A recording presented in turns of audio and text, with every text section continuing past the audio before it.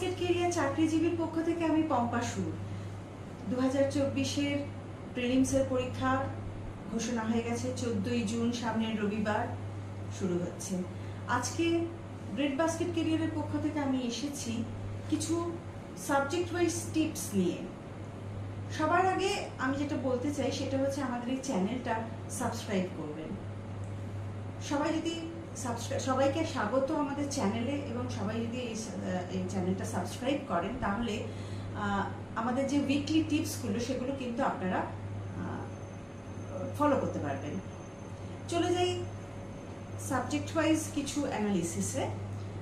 প্রিলিমসের যে question pattern সেটা যদি আমরা দেখি তাহলে দেখতে পাচ্ছি যে সেখানে কি কি সাবজেক্ট থাকে: English, history, geography, economics, maths, science, reasoning এবং জিকে।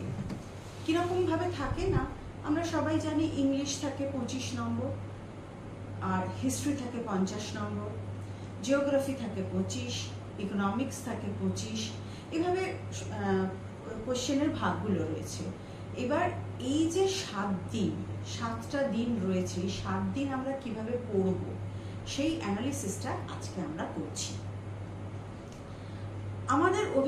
আমার অভিজ্ঞতাতে বলে যে এই যে ইংলিশ ফার্স্ট পোর্শনই আসবে, প্রথম 25টা কোয়েশ্চেন হচ্ছে ইংলিশের মধ্যে দুটো ভাগ, একটা হচ্ছে ভোকাব, একটা হচ্ছে গ্রামার, অর্থাৎ ভোকাবুলারি আর গ্রামার।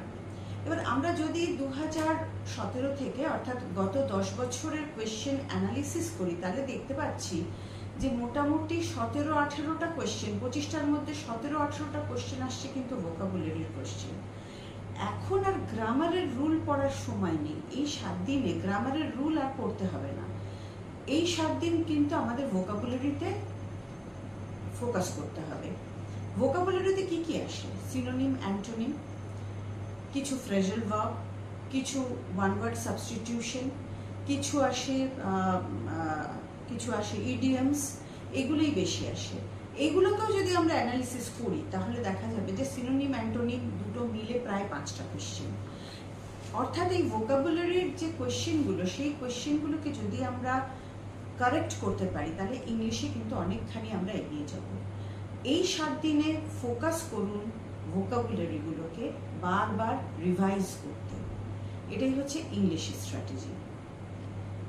চলে যাই পরের যেটাতে সবচেয়ে বেশি ওয়েটেজ আছে আমাদের WBCS প্রিলিমসে, সেটা হচ্ছে হিস্ট্রিতে।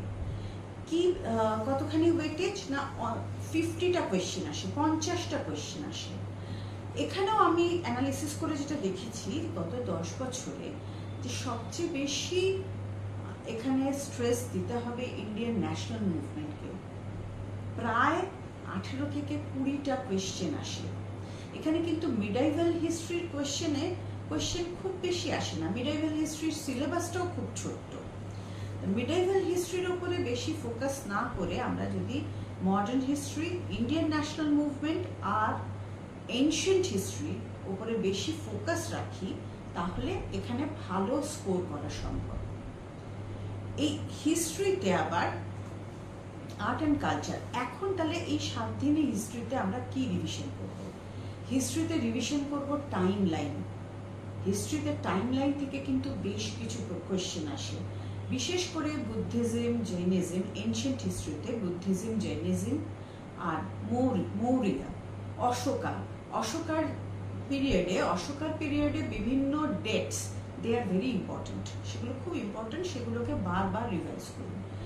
এই যে এনশিয়েন্ট হিস্ট্রিতে এইগুলো রিভাইজ করা, মুঘলসে কিছু যুদ্ধ, যে মিডাইভালে যে যুদ্ধগুলো হয়েছিল সেই যুদ্ধগুলোকে ভালো করে রিভাইজ করা, আর কংগ্রেসের সেশনস, কোন সেশনে কি কি ডিসিশন হয়েছিল আর সেই সেশনসগুলো কত সালে হয়েছিল, কে তাদের সভাপতি ছিল, এগুলো একবার রিভাইজ করে যান।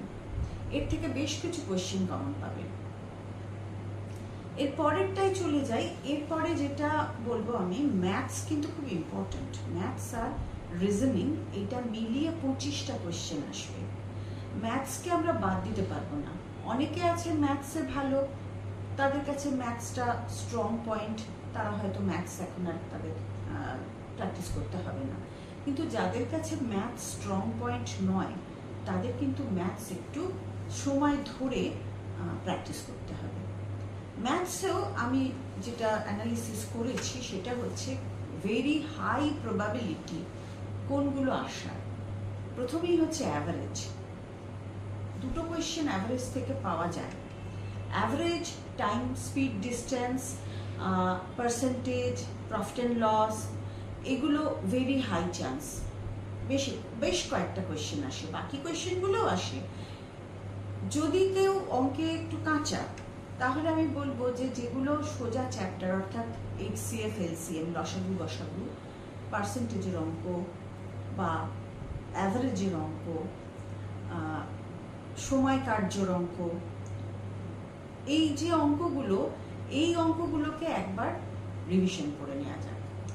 বারবার রিভিশন করলে, এই অঙ্কগুলো যদি বারবার রিভিশন করে নেওয়া হয়, 4-5টা রকমের অঙ্ককে বেছে নেওয়া যায়। সেই 4-5 রকমের অঙ্ককে বারবার রিভিশন করলে কিন্তু অঙ্কে ভালো মার্কস নিয়ে আসা সম্ভব হবে। এবার আসি রিজনিংয়ে। রিজনিংয়ে যেমন দেখা যাচ্ছে অ্যানালজি থেকে খুব 2-3টে কোয়েশ্চেন আসে, 2-3টে কোয়েশ্চেন অ্যানালজি থেকে আসবে। আবার নাম্বার সিরিজ থেকে 2-3টে কোয়েশ্চেন আসবে। তাহলে নাম্বার সিরিজ, অ্যানালজি আর অড ম্যান আউট এগুলো আসেই, এগুলো একদম sure short. Direction, blood relation, sitting arrangement, এগুলো শিওর শর্ট।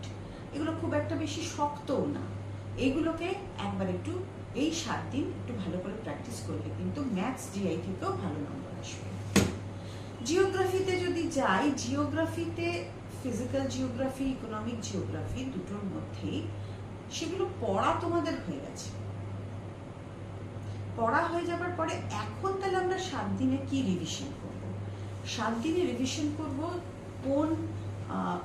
কোন জায়গায়, ধরা যাক কোন ওয়াটারফল কোথায় অবস্থিত, কোন সিটি কোন রিভারের ধারে অবস্থিত, কোন রিভারের ওপর কোন হাইড্রো ইলেকট্রিক প্রজেক্ট আছে, এইগুলোকে এবার বারবার রিভিশন করা যায়। এইরকম কোয়েশ্চেনই অর্থাৎ ইনফরমেটিভ কোয়েশ্চেনই বেশি আসবে। তা সুতরাং এইগুলোকে বারবার যদি আমরা রিভিশন করি তাহলে এগুলো মনের মধ্যে গেঁথে যাবে। এখান থেকে বেশ কিছু কোয়েশ্চেন কমন পাওয়া যাবে। ইকোনমিক্স, যেমন ইকোনমিক্সে আবার আমি বলবো যে ইকোনমিক্সে যদি যাওয়া যায়, ইকোনমিক্সে বেসিক ইকোনমিক্সের কিছু কোয়েশ্চেন, যেমন জিডিপি, যেমন হচ্ছে কি করে আমরা ইনফ্লেশন কাকে বলে, বা এগুলোকে ব্যাংকিং আর ফিনান্সিয়াল ইনস্টিটিউশনস, এগুলো ভেরি হাই চান্স আসার। ডিফারেন্ট স্কিমস থেকে বেশ কয়েকটা কোয়েশ্চেন আসবে। স্কিমসের স্কিমগুলোকে বারবার একটু রিভিশন করতে হবে। কোন স্কিম কবে থেকে শুরু হলো আর তার কি থিম, অর্থাৎ যেমন ধরা যাক সূর্যাঘাট যোজনা কার ওপরে, রুফটপ না এগ্রিকালচারাল ফিল্ড, এইগুলোকে একবার দেখে যাওয়া আর কি। এইগুলোকে বারবার যদি এখন প্র্যাকটিস করা যায় বা বারবার একটু দেখে নেওয়া যায়, রোজই একবার করে এগুলোতে চোখ বুলিয়ে নেওয়া যায় এই ইনফরমেটিভ কোয়েশ্চেনগুলোতে, তাহলে কিন্তু হাই চান্স এগুলোকে রাইট করবার। আসি সায়েন্সে যেটা দেখা যাচ্ছে বায়োলজি কোয়েশ্চেন সবচেয়ে বেশি আসে, তারপরে কেমিস্ট্রি, তারপরে ফিজিক্স। তাহলে বায়োলজি, ফিজিক্স আর কেমিস্ট্রি, এর মধ্যে বায়োলজিতে আবার বেশি আসবে ডিজিজ। এখন সময় হচ্ছে কোন ডিজিজ কোন অর্গ্যানকে অ্যাফেক্ট করে আর কিসের ডেফিসিয়েন্সিতে হয়, এইগুলোকে বারবার দেখে ফেলা। এর থেকে বেশ কিছু কোয়েশ্চেন কমন আসবে। আর এছাড়া নর্মাল রিভিশন তো হবেই। জিকে আর কারেন্ট অ্যাফেয়ার্সে এখন দেখার সময় হচ্ছে অ্যাওয়ার্ডস, কোথায় কোন সামিট হয়েছে, এইগুলো থেকে এই কোয়েশ্চেনগুলো আসবেই। একটা কোয়েশ্চেন পাওয়া যাবে, যে কোন অ্যাওয়ার্ডের কোয়েশ্চেন একটা থাকবে সামিট কোথায় হয়েছে, স্পোর্টসের কোয়েশ্চেন থাকবে 3টে থেকে 4টে। এইগুলোকে এইবার দেখে নেওয়ার সময়, অর্থাৎ প্রত্যেকটা যে স্ট্যাটিক জিকের যে পার্টগুলো আছে এই 7 দিন আমরা প্র্যাকটিস করব এইগুলোকে বারবার মুখস্থ করব। যেগুলো ইনফরমেটিভ কোশ্চেন, আমি বারবার বলছি, যেগুলো ইনফরমেটিভ কোশ্চেন শুধু ইনফরমেশন জিজ্ঞেস করবে, সেগুলোকে বারবার বারবার প্র্যাকটিস করতে হবে। অ্যাপয়েন্টমেন্টস, রিসেন্ট অ্যাপয়েন্টমেন্টস কারা কারা আছে, 24-এর প্রিলিমস, তো 24-এর কারেন্ট অ্যাফেয়ার্স খুব ভালো করে পড়ে যেতে হবে। এইটা যদি এইভাবে পড়ে যাওয়া যায় তাহলে আমার ধারণা যে বেশ কিছু কোয়েশ্চেন কমন পাওয়া যাবে। কাট অফ মোটামুটি যা যায়, এতদিন যা গেছে, মোটামুটি 90 থেকে 110 এরকম কাট অফ যায় প্রিলিমসে। মনে রাখতে হবে প্রিলিমস কিন্তু প্রিলিমসের নাম্বার যোগ হবে না, কিন্তু এটা হচ্ছে আমাদের WBCS পাওয়ার একটা দরজা। এই দরজাটাকে খুলবে প্রিলিমস। তাহলে দরজা খোলার জন্য কি করতে হবে না, আমাদের কাট অফের ওপরে পেতে হবে।